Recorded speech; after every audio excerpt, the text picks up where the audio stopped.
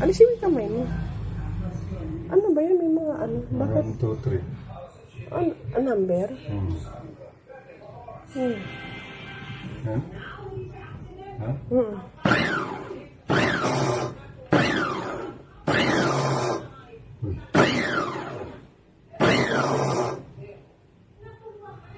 Dos?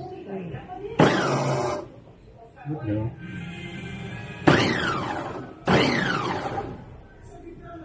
Tres.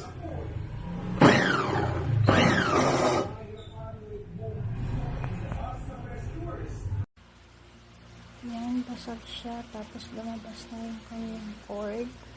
Ayan siya. Mahirap pag ganyan. Baka mag-cause pa ng shortage ng Lumaban. Pagka lumaban, patayin ninyo para matapos na ang problema ko sa siyudad ko.